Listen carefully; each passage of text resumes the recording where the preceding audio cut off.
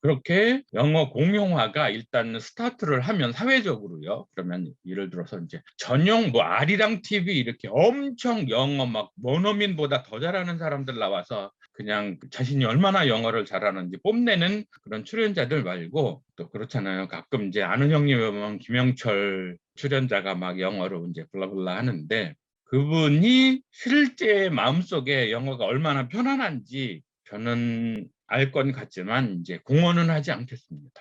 이렇게 영어는 우리가 유창하게 해야 한다는 강박도 필요 없고, 이제 좀 서툴게라도 이렇게 영어 구사하는 환경 속에 들어가서 하는 게, 그런 노력이 영어의 실력이 자리를 잡는 과정이 되는 거니까, 주변에서 잘한다는 사람들 너무 이제 뽐내려 하지 말고, 프로그램 자체가 영어를 시도하는 사람들끼리, 아니면 그중에 영어가 좀 나은 사람들끼리, 그런데 못하는 사람들끼리 모여 있으면 그 콘텐츠를 보는 사람에겐 유익한 점이 없잖아요. 그러니까 제법 잘하는, 아니면 네이티브들이 너무 학습 위주 말고 교재 위주로 이제 예능 엮어가듯이, 그래서 뭐 블랙핑크의 제니, 로제 이런 친구들 나와서 이런저런 이제 예능 프로그램을 엮어가는 거죠. 그리고 의사 전달을 영어로 하고, 때로는 교정도 해주고, 때로는 좋은 표현도 가꿔주면서 팬덤이 형성된 가운데, 그 예능 콘텐츠가 팬들로부터 흠뻑 매료되는 가운데, 왜냐하면 그 아이돌들은 그런 흡인력이 있잖아요. 그러니까 그런 아이돌들이 많이 출연하는, 아니면 외국 연예인들도 함께 출연을 해서 막 누가 영어 잘하나 이런 대회, 이런 성격 말고 의사소통이 원활하게 되는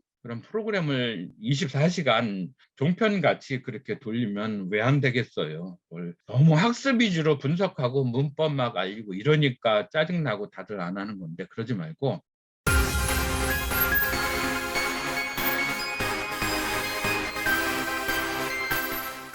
반갑습니다. 지혜부자 노 슈퍼파워 가족 여러분.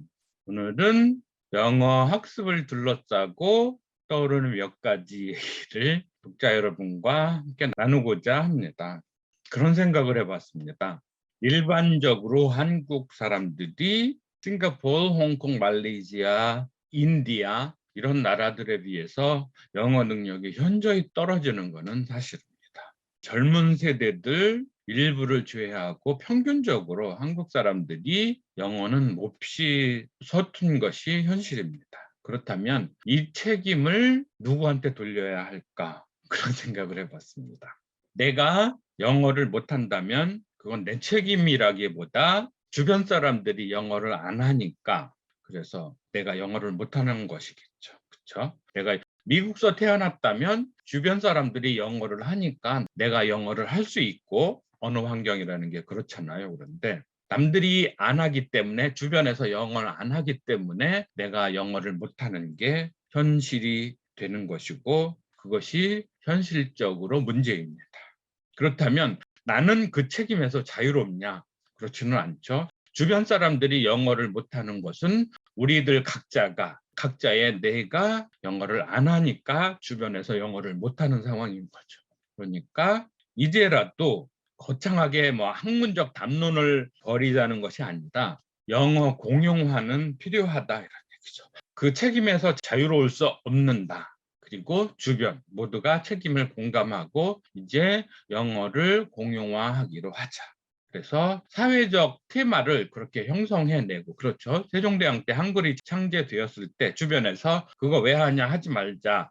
그렇지만 했고, 오늘날 우리가 한글로 수많은 책들과 글들을 써 내려가고 있죠.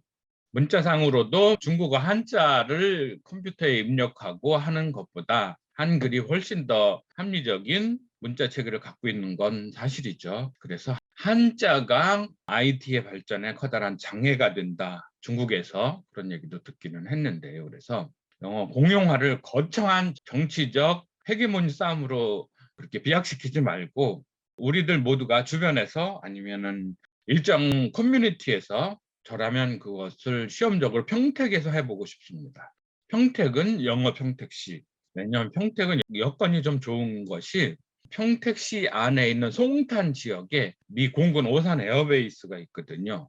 신장동 그 앞에 보면 미군들 맥주 클럽이 많이 있으니까 거기에서 맥주 마시면서 미국인들과 이래저래 얘기 나누면서 영어 실습을 할 수도 있고요. 아니면 그 앞에 또 외국인 교회, 미국인 교회가 많으니까 기독교인들은 거기서 영어 예배를 드리면서 영어 실습의 기회를 실제로 가질 수도 있겠죠. 아니면 실제 주한미군들이 다 이제 평택의 팽성에 미 육군 부대로도 내려오고 있는데요. 안정리 그 앞에도 엄청난 미군 클럽과 미국인 교회들이 널려 있거든요. 그래서 제가 평택시장이라면 영어 바우처를 지급을 해서 이 바우처를 가지고 일반인들은 미군 맥주 클럽에 가서 바우처 하나에 뭐 맥주 3병 이렇게 해서 그걸 내면 맥주를 마시면서 이 테이블 저 테이블에 미국 군인들 아니면 그쪽에 있는 미국인들과 얘기 나누면서 실제 영어 실습 환경을 만들어갈 수 있는 거고요. 실습 환경을 가져가서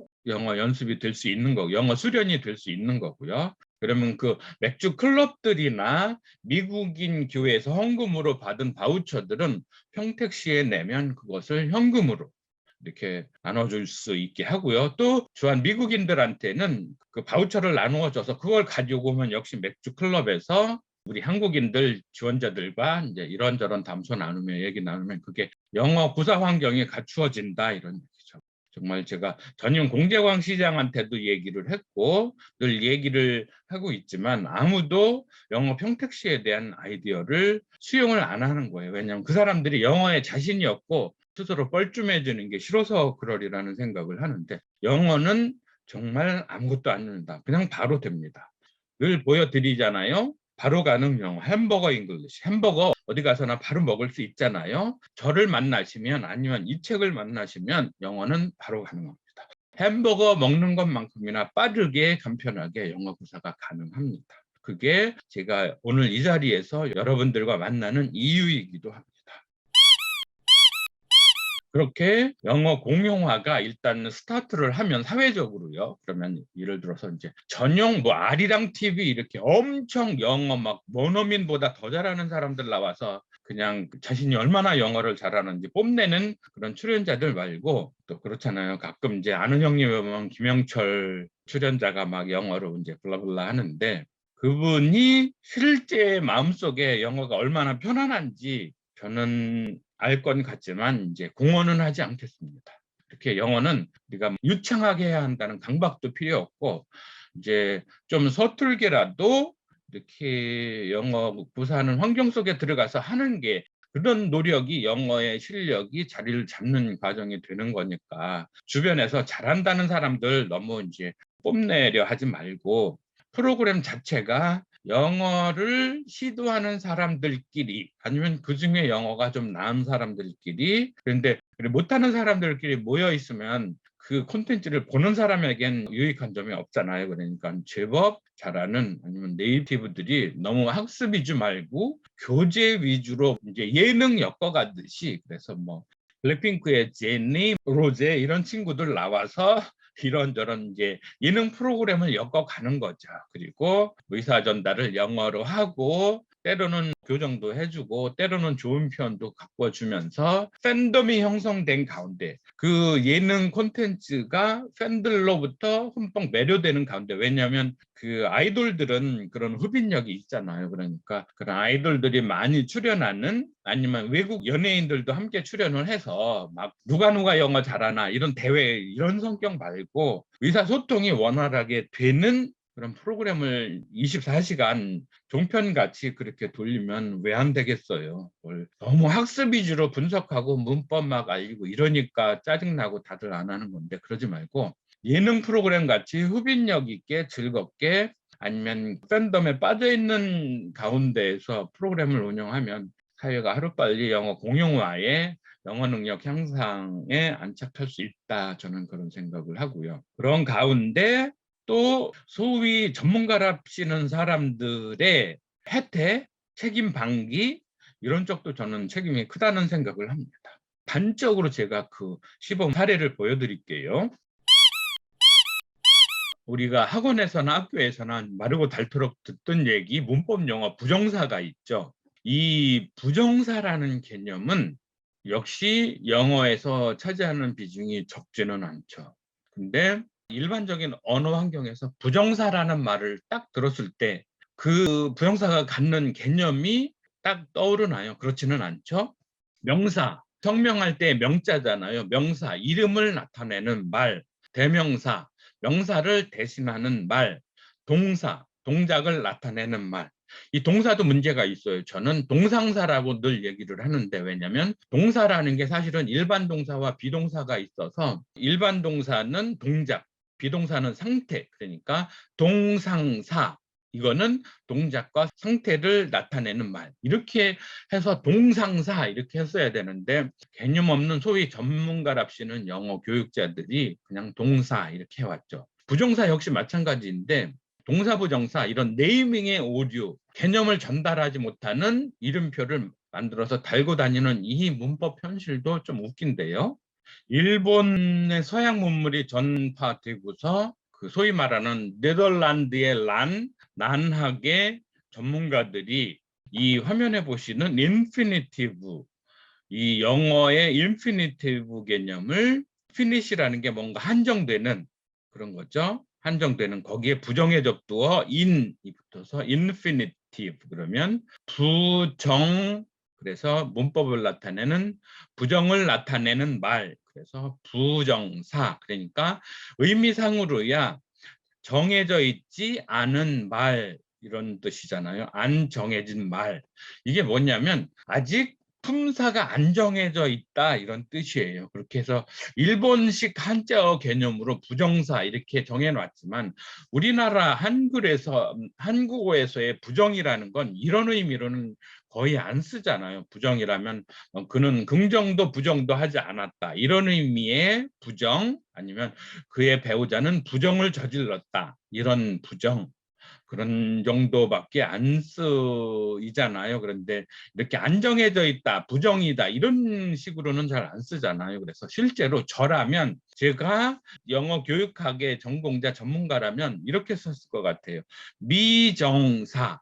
똑같이 부정의 접두어 미를 썼지만 우리가 현실적으로 그거 아직 미정이야, 정해져 있지 않아, 이런 의미의 미정은 엄청 많이 쓰잖아요. 그렇지만 그거 안 정해져 있어, 이럴 때 그거 부정이야, 이렇게는 안 쓰잖아요. 미정이 맞는 거죠. 그래서 실제로 이 부정사라는 말보다는 당연히 한국의 영어 교육 전문가라면 미정사 이렇게 네이밍을 해놨으면, 뭔가 정해졌지 않은 말이구나, 이렇게 직관적으로 어감이 의미가 다가왔을 텐데, 이런 게 전문가들의 한계라는 거죠.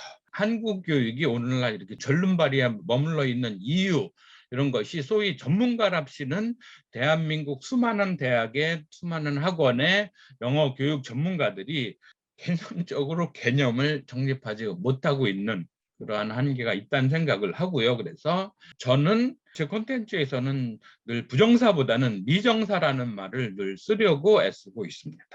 물론 제가 아까 말씀드린 동사가 아니고 동상사라는 거, 이렇게 부정사가 아니고 미정사라는 거, 준동사라는 이러한 일본식 애매한 말 말고 변신동사, 동사가 뭔가 변신을 한 상태다, 이렇게 개념이 직관적으로 와닿을 수 있는 문법적인 용어를 쓰는 게 필요하다, 이런 얘기죠.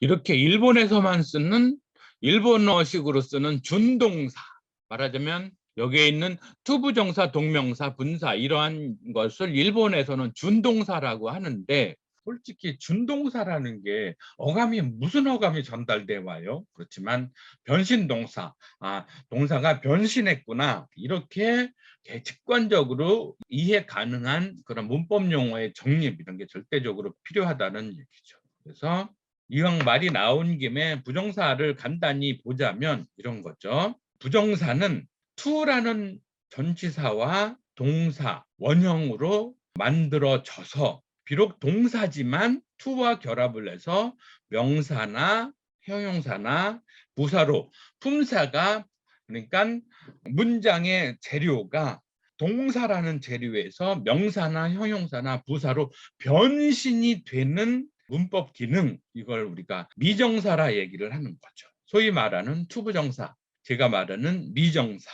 그래서 이 미정사들은 동사가 아직 품사가 결정이 안 된 상태에서 to와 결합을 해서 명사나 형용사나 부사가 됐다. 이랬을 때 to는 어쨌거나 전치사 개념이기는 하죠. 전치사는 명사와 결합을 해서 형용사나 부사로 쓰이는데 여기서는 특이하게도 to가 동사랑 결합을 하는 특이한 상황이 오죠. 그래서 통상적으로 to 플러스 명사가 형용사나 부사가 되는 전명구가 되는데 to 플러스 동사가 결합을 하면 이때 동사는 그냥 유추해서 여러분들께서 명사로 이해를 하셔도 좋을 것 같습니다. 왜냐하면 예를 들어서 자다는 동사다. 자다라는 건 동사다. 이런 의미의 자다는 동사다. 이렇게 말을 했을 때 이 자다는 동사이기는 하지만 명사적으로 쓴 거죠. 주어 자리에 명사적으로 온 거죠. 같은 식으로 to라는 전치사와 비록 동사이지만 그 동사라는 걸 명사적인 개념으로 놓고서 동사 출신의 명사라는 개념화가 되면 이 결합은 전치사 플러스 명사 동사이지만 명사로도 쓰이고 형용사로도 쓰이고 부사로도 쓰인다. 그랬을 때 전치사 명사구가 형용사와 부사 두 가지로만 쓰이지만 조금 개념이 확장이 돼서 to 플러스 동사 원형이라는 구조는 명사와 명사까지도 올라가서 명사로도 형용사로도 부사로도 쓰인다. 이런 얘기죠. 이왕 이제 콘텐츠에 들어오셨으니까 이러한 미정사의 개념을 아주 조금만 이해를 하고 가시죠. 그래서 예문으로 보시면 이해가 쉬우신데 이렇게 teach라는 거는 가르치다라는 동사예요. 그런데 이게 to와 결합을 해서 to 플러스 teach라는 동사를 명사적인 개념으로 보아서 to 플러스 동사적 명사 이거는 동사 출신이다 보니까 English라는 목적어는 달고 와요. 그랬을 때 영어를 가르치는 거, 영어 가르치기 이렇게 동사가 명사로 개념이 변신이 되는 거죠. 그러면 영어 가르치기는 is very difficult 이러면 가르치다라는 동사가 가르치기 이렇게 명사로 변신이 된다. 그랬을 때 이를 명사적 미정사다 이렇게 얘기를 한다 이런 얘기예요.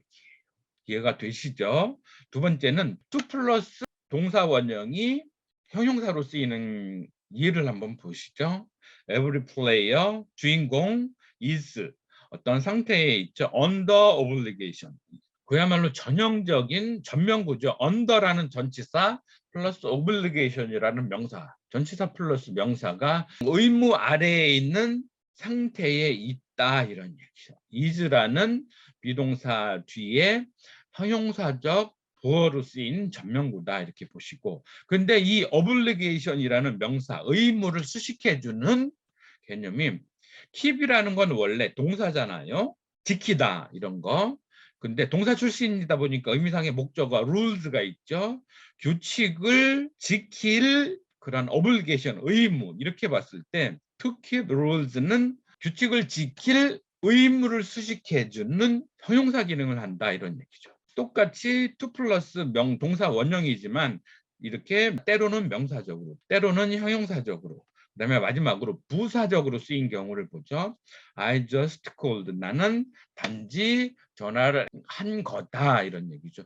to say라는 게 말하다라는 동사잖아요. 거기에 to가 붙어서 근데 역시 동사 출신이다 보니까 목적어가 오죠. 그런데 이번에는 목적어가 하나의 절 형태로 오죠. I love you.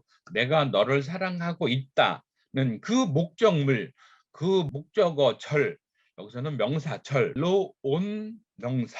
그래서 여기서는 부사, to say가 내가 널 사랑한다는 거, 그걸 말하기 위해서 이렇게 부수적인 상황을 나타내주는 부사적 미정사가 to say였다 이런 얘기죠. 스티비 원더의 그 유명한 노래 I just called to say I love you. 이렇게 해서 오늘도 구독, 좋아요, 공유, 추천 부탁드리면서 정말 수고 많으셨습니다. 감사합니다.